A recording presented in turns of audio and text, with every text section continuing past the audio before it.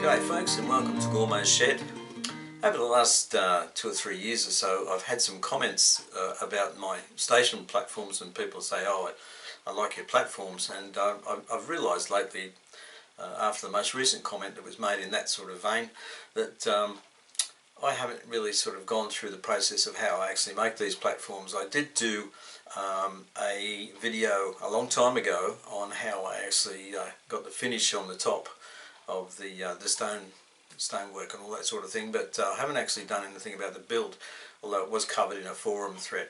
So I'm going to take you through how I actually make these station platforms, and hope you enjoy it. Right folks, when I first started doing the testing for this system, and the system I thought would be using MDF strips to create walls, and the MDF strips would be fixed to the baseboard by brackets. So when I first started testing this, I needed to know how much I could bend this stuff, if indeed it was going to work at all. So this is just a process of testing here. And then I thought, what sort of brackets am I going to use? Could I use some aluminium angle? But in the end I thought, well, that's going to be a bit of work sorting that out. And so I just continued on testing and thought, yeah, this is a goer. This could actually work. And then I thought, there's maybe Meccano could supply me some brackets. I have quite a few bits and pieces of Meccano, but I really didn't have enough, I think, to do the whole job.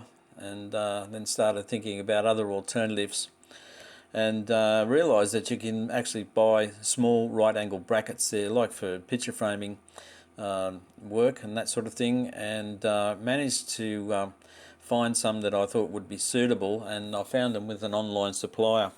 It's a guy up in Queensland here in Australia. So I got myself a bag there. I think there's about 100 in there, and it wasn't very expensive, quite cheap actually. So they're just the right size, good, strong, robust, so ideal for the job.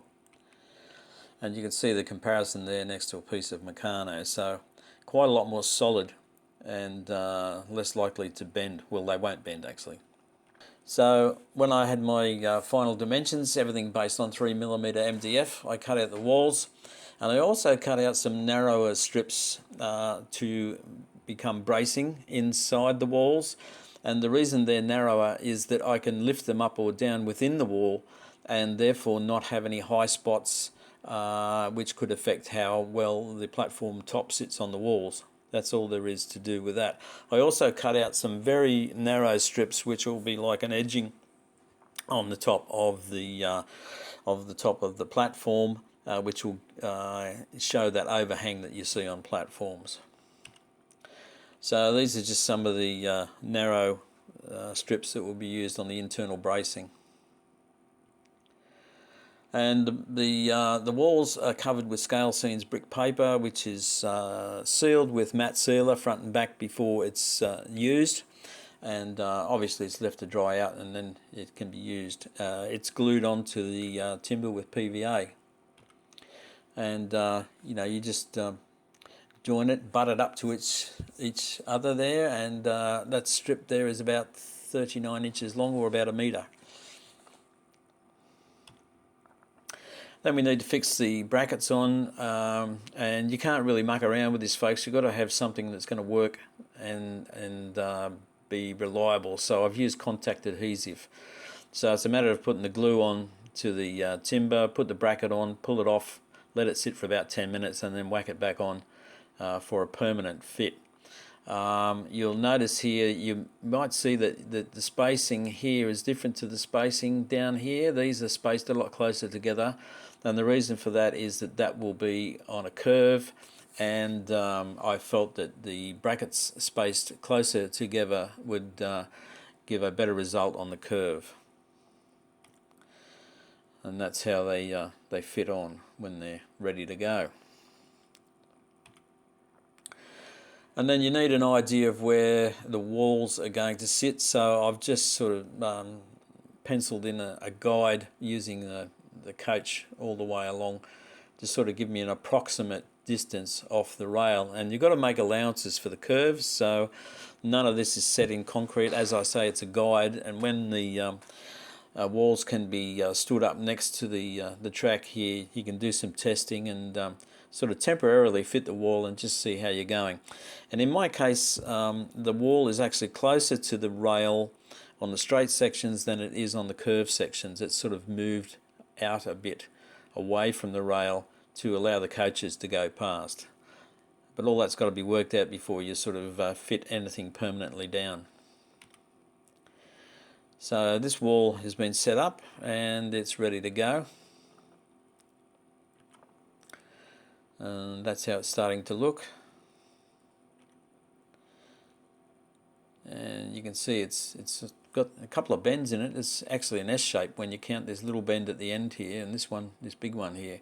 But you can probably notice there that this straight section appears to be, even though it's further away, it appears to be closer to the rail than this curved section here, and that is very much the case. It has to be further away here to allow for the coaches to swing out and go past. That's the sacrifice you've got to make on curved platforms, folks, because we don't have the room in our sheds to make the radius of our track big enough to deal with it. So you can see this system is ideal for odd-shaped platforms, which mine are. So yeah, it gives you that flexibility to work in these odd shapes, and also you can have your track down first. I mean, with other methods of building platforms, you could build the platforms first and then put the track down. Some might think that's easier. I don't know. You might also notice over here I've got my very thin strips. They're going on the outsides of the top of the wall to give that overhang, and they will be lined with a little strip of brick paper.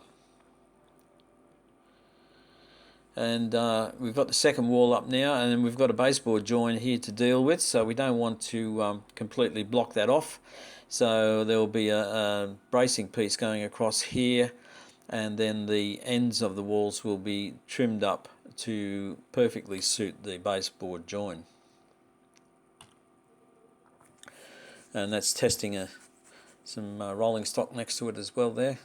You can see the screws aren't all the way home here. That's because the walls are going to come out again eventually once all the bracing's in. And you can see the bracing going in here. Now, the reason the diagonals are going in here as well is I don't want this thing to try and spring back into a straight sort of orientation. It's going around curves and it needs to hold its shape, because I need to take these screws out and lift the walls out once all the bracing's dry, so that I can mark out the platform top.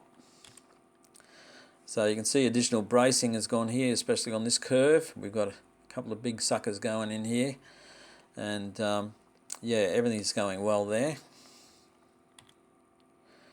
And that gives you an overall view of bracing fitted inside. So once that glue's dry in there, folks, you can take the screws out and just lift that out and it will keep its shape. Now on the scale scenes brick paper sheets, you get these little vertical strips of brick which could be used on walls. Well, I'm using it on the platform edging. So these narrow little strips of MDF then have these strips stuck onto them, same as the other brick paper. Same method, and they are then glued onto the top outside edge of the walls, and I use these miniature clips here. You get a heap of them for practically nothing, so they're very handy in various sizes too, so you can have a whole suite of them. And that just shows how the two sections are working together here on the baseboard join. This is that baseboard join I was talking about, so I've managed to get a reasonably neat join there. Now that's that little strip. How I dealt with this angle here is I just simply bent it. No rocket science here, folks, just bend it to shape, and that's the way it goes down the angle there. And we just have a look with some ballast to make sure we're on the right track and how things are going. Everything looks fine there. And that's another look at the baseboard join. A couple of funny angles on there to make it work properly. Now, as I said, once all the bracing's dried, you can take the screws out, you can lift this thing off, and because of the diagonals, it won't straighten out, or will try to straighten out, because it's prevented from doing that. And you can then lay it on a sheet of MDF, 3mm again, to mark out the platform top. And to mark out the platform top, I weigh it down first, so I don't want this thing moving around while I'm running a pencil along the bottom edge here, or the top edge. So just weigh it down with whatever you got. By this stage it's pretty strong. And mark out the platform tops, which will be then cut out with a jigsaw and cleaned up with sandpaper if necessary, and smoothed down, etc. Now, the angle at the end of the platform is dealt with by, on the underneath side, cutting a V-shaped slot with a blade. I mean, it's not terribly neat there, folks, but it does the job. And what that does is allow you to bend over the angle here, and without sort of having a visible seam or cut or whatever, or join, if you like, here. It just looks seamless from above. Admittedly, you've got a bit of a gap here. However, if that worries you, you could always fill it. I haven't done that. I haven't even bothered about it. I can make up some sort of false history for it if I need to. But anyway, that's how it goes over the angle there. And test fitting, obviously, to make sure everything's going the way you want it to go. And that's how it sits on the platform. And when it's in this position, you've still got time to sort of dress it up a bit, you have a look along it and see if there's any bumps that you need to address and whatever, and just try and make it as neat as you possibly can. And when you've got the MDF all sorted out and you're raring to go to put the top on, I use this sandpaper, and you'll notice that it's got this sort of wavy effect in it. I don't know why that is, but I like the randomness of it, and that's why I chose this paper, and it's white or close to white, which will pay off a bit later on, and I'll tell you why later on. This particular one is Flexivit here in Australia. I don't know whether you can get that overseas, and the grading is P240, and I think that's probably their item code, whatever, and that's the barcode there. So PG, I guess it's okay for kids, don't know. Anyway, let's see. So that's what I use, folks, and then I cut it out in sections to suit the top of the platform, and I have an overhang to start with. I glue it down and I've got an overhang, and when it's glued down, it's weighed down overnight with books or whatever you've got, just to make sure it all sticks down properly. Now, once it's stuck down, you can come along these overhangs with a blade, and I do like a sawing action, and the edge comes off nice and clean, and that's what it looks like once you trim it off. It's quite easy to do that, and you get quite a nice effect. So you've got this beautiful white platform now, which looks like that. The edge detail here can be coloured in with white chalk. It's simple as that. Just go along with white chalk, and that's how you get a nice white edge on there. And that's how it sort of comes up on the other end again as well. You can see the little nick there, the little gap, but as I say, I don't worry about it. And then I started to do some testing on what sort of finish I wanted, and all this here, folks, is done with pastels, chalk pastels, and the lines are scribed into the sandpaper. And on this side here, I've tried to do a bitumen effect with some black chalk pastel.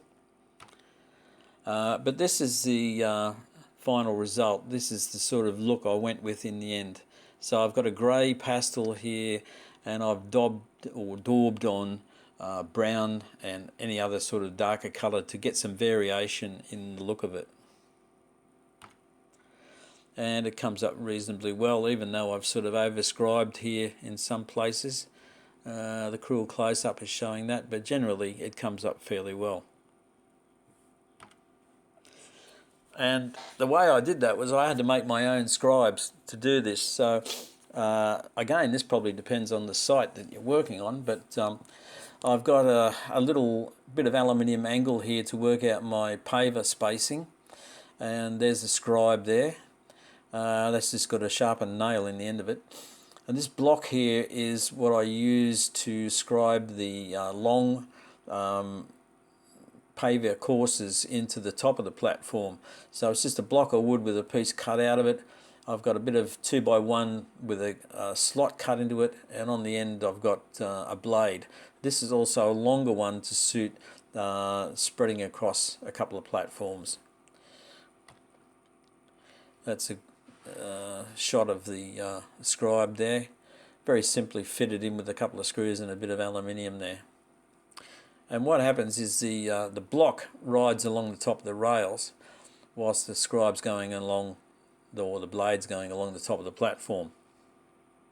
And of course you can adjust here with the wing nut to you can adjust the courses. So that's an idea of how it works. So this block sitting on the top of the rails, I push it along, making sure that it's hard up against the edge of the platform as it goes along, and that will scribe along a line perfectly parallel to the edge. That's how it looks sitting on the rail.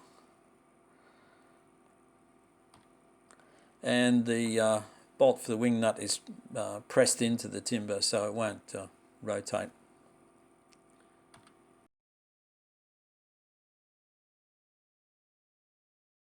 I first mark out my platform edges, and I do that with a scribing tool with a blade in it. So I mark out my edge paving first, and then I run electrical tape along the line that I've scored, and I just rub the electrical tape down close to the line. I don't rub it down all over the sandpaper, and because that's the only part that needs to seal, is right along the line. And then I mark out the areas I want to work on, and you know, I usually do a small area at a time, because you've got to wait for this stuff to dry as well. It takes a little while to dry, but not too long. And then once it's marked out, I do the edges first with my chosen shade of grey chalk pastel, and then once that's done, I let the edges dry, and then remove the tape, and then go over the edges with the tape and do the middle. Once it's all dry, I come along with a little marking tool and a scribe, and I start doing the paving. That's the fun bit. But anyway, I'll just show you how I do a bit of this pastel on here. You can see I've got a bit there drying. See the dark? See, that's darker there in that part, and it's lighter there. Well, that was done earlier, and that's dried, and that's exactly the same pastel there. So it dries to that colour on the edge. The stuff in the middle, I've used a darker shade of the pastel, but I've also added some brown in while it was wet, and just stippled it to get that sort of stony looking effect. And once it's scribed, it'll come up like $1 million. So I'll just show you the technique for putting the pastel on. Right, what I'm doing is I'm taking a piece of chalk pastel in my chosen shade of grey. I've got a little tub of water, and I just dip the end of the pastel in the water, shake it off a bit, and then I don't start from the area I've just finished. I'll move away from it a bit, and then I'll just start rubbing the pastel into the sandpaper on the top here, and come up to the area I've just done, and it goes on like a paste, I suppose. That would be the best description for it. I'll just get a little bit more water, and then just work my way along, putting a bit more on. That's a bit too much water there. That's a bit wet. Doesn't matter, it'll dry. And just work along, and I'll use the water that's in there to start my next area. So I'll work along. I'll go back and dampen there and take some of the water away at the same time.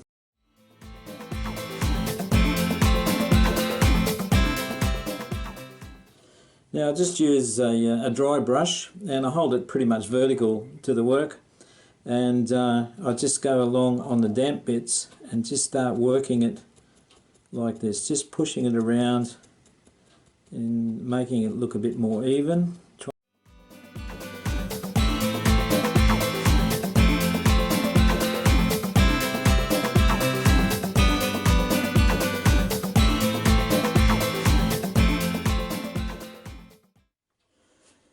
Right, now I just peel off the electrical tape.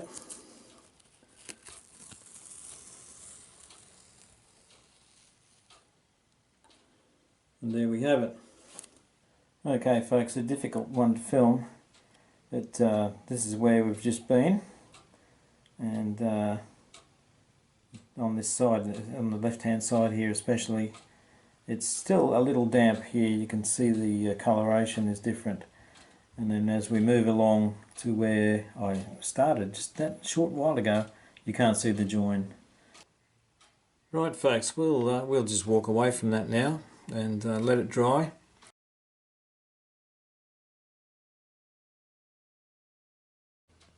Right, I've got the tape stuck down, and I've decided to go with the same colour in the middle that I had there before. So there's no need to mask this end here, so we'll just go over that and do this area here. So we're just about ready to go. Okay, I've got my pastel ready and my water and my brush here somewhere. So I'll just dip the pastel in some water as before, and then just start working it in to the area away from the previous work, but I'll work up to that.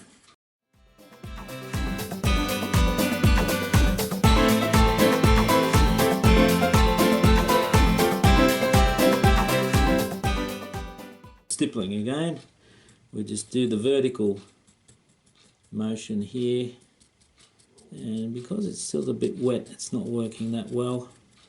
I'll just also do some sideways movement and spread it around a bit. I'll get into the wet areas and I'll use the moisture from that to work on some of the drier areas.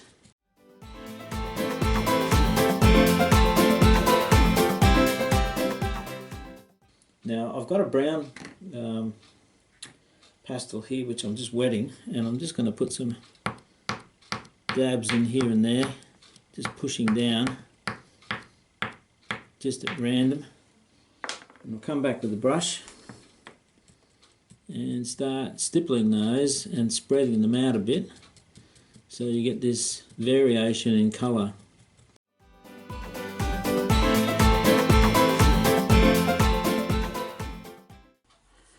Okay folks, that section is finished, and you think, well gee, that looks like rubbish there at the moment, and it does look like rubbish I suppose. But you can see just near the start of it here, I'll get my little pointer, it's starting to dry here to the lighter colour, and you can see it coming in near the edges. So this will dry quite a bit differently to what it looks like now. It'll be more like that, I suppose, I hope anyway. Well, we'll just have to wait and see what happens.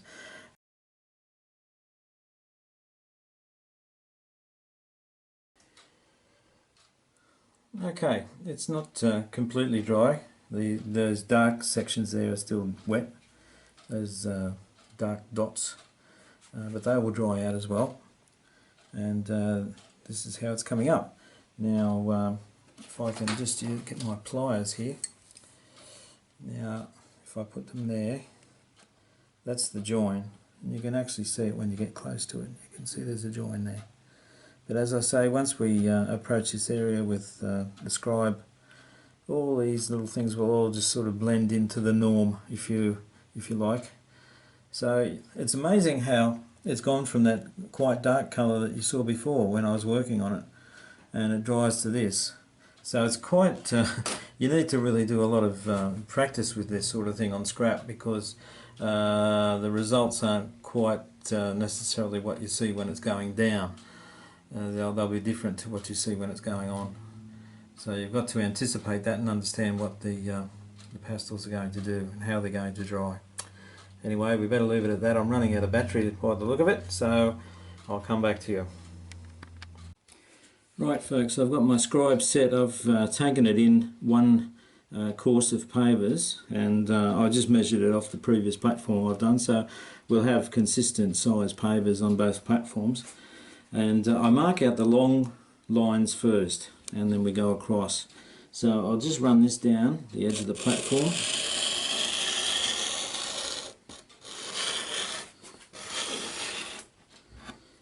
Again, we can't do the bit down there, I'll have to use the ruler for that, so I'll do that now, and I'll get back to you. I should point out that when I do one side, I then go over to the other side to make sure I keep consistent size courses that when you're coming in the same distance from the edge of the platform. So I'll do this side as well. And you've also got to think about how you're going to approach the paving courses, especially when on a platform like this you've got one straight edge for part of it, and then we go down to a curved edge on this side that I've just gone onto here, and I'll just go over that line again just to reinforce it a bit more. So yeah, it gets a bit tricky. You've got to think it out how you want it to look, and because what's happened with this one is it's come to a point just about here, so I've got to think about that a bit. Right, so what we've done is we've scribed a line on each side in the same distance each time, and you can see how they converge, and then I've got to work in the paving lines across the platform to sort of match up with this. So that's the way it's turned out. Might look a little weird, but it's unique. So that's the way we're going, folks, I'm afraid. Like it or lump it, that's it. So anyway, the next thing is to go across. So I've got a little tool to start working on that, so I will show you that in a minute. Now this is my guide. I've just put a bit of aluminium angle screwed onto a block of wood, and you know, I use the angle as the spacer for in between my pavers. It's 10mm, which would be 2'6", which might be a bit on the big side, but then again it looks okay to me. So you know, rule number one applies here. My railway, my dimensions. So that's what I use, and I'll show you how I use it down the other end here, where we're going to start right at the end of the platform. So we'll move on down there, and I'll give you a squeeze at how that works. Right, I do one side at a time in this case, because one side is curved and one side is straight. So I'm going to start with the straight side, and I'll just put the tool on the very end of the platform, and then I have it at what I perceive to be a right angle to the edge of the platform, and then I simply mark my line with my little scribe. I hit it about 4 times, and it leaves a mark in the work here. You probably can't see that. And then I move along to the next one, simply putting the back of my angle there on the line I just made, and then just 1, 2, 3, 4. And also, occasionally with this scribe I'm using, you will lose the point on it, so every now and then I'm off to the grindstone and I put a new point on it. Otherwise you'll start making lines that are a bit too wide. So that's all I do. I work my way up the platform. It's a painstaking job, unfortunately, but it's surprising how much you can get done in a reasonably short time. And I only did 2 there. That's all it takes. Yeah, so that's it. You know, you just sort of carry on doing this for a while, and after a while you've got something that looks like a stone platform. Now folks, I've got the edges done. So when it comes to doing these internal courses here, it's bleeding obvious, but the courses that follow the line of that platform, you've got to follow the same angle that you took on the edge of the platform. Obviously stagger the courses, but you've got to do those ones that way, and the ones on this side that are square to the edge, and this is the straight edge, obviously there's 1, 2, 3 courses there where they will all be at a right angle to the edge in that direction. So you'll get courses going that way, and then on this side they'll be just off at a bit of an angle, just to try and make it all look as though a top-notch paving bloke did it. Yeah, I don't know whether it's the right way to do it, but you know, it seems to come up okay. So yeah, and in this case, I'll work backwards because it's probably easier for me to, being I'm right-handed, it might be different for left-handers, but to be able to see the centre of the paver on the edge there and take a point on that, and then obviously start my course here and scribe across there, that being the first course on that side, which means that the next one should be in that row there. So I'll miss a row and that will be on the same line, if you follow what I mean. So I'll do that now while I'm here and just scribe in there. I don't know whether you can see these lines, but there we go. So I'll work my way back that way, one side, then do the other. And in the middle here where it's quite narrow, where the two courses actually converge, I just have to get a bit creative in there and do some little ones in there. So I'll get stuck into that and I'll see you later.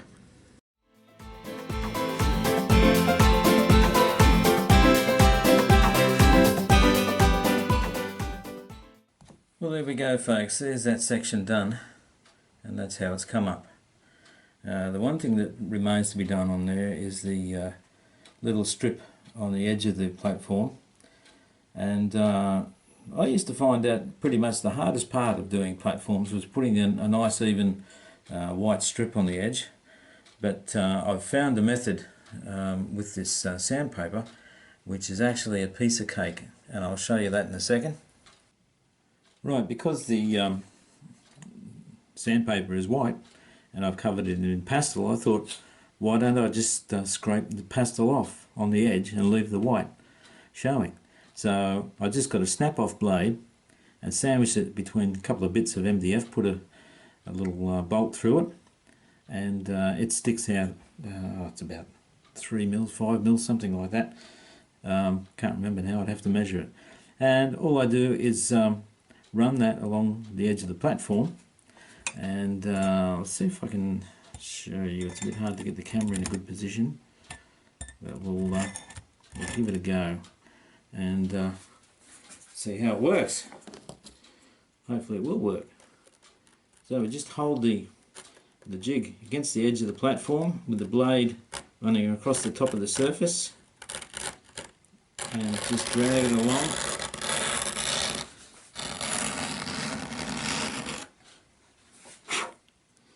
And you can see it starting to appear there.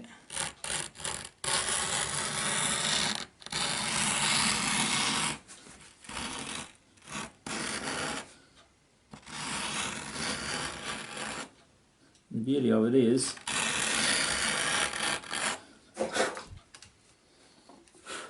it is that it's always the right width.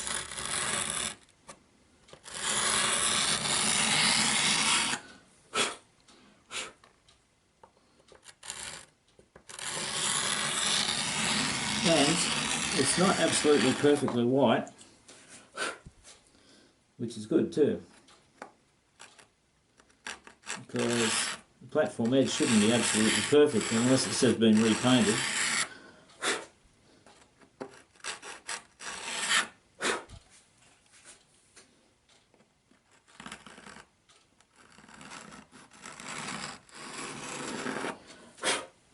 How's that look? I'm just doing the other side now as well.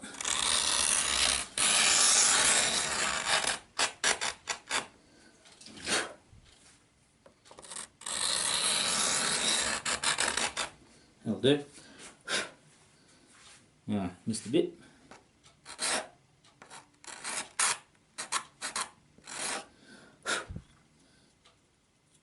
Yeah, the pastel is like a dust when you scrape it off. That'll do. Well folks, that's how it's done, and one thing you should remember at the end of the pastel process, when everything's dried out and everything and it's all finished, complete, that's it, done, the platforms should be sprayed with a matte sealer. So yeah, you need to protect the tracks and everything around the platforms before you do this, but the brickwork's already been sealed beforehand, but once you've got the platforms done, a matte spray sealer is the way to go. Anyway, I hope you enjoyed the process, and I'll see you next time. Cheers, Gormo.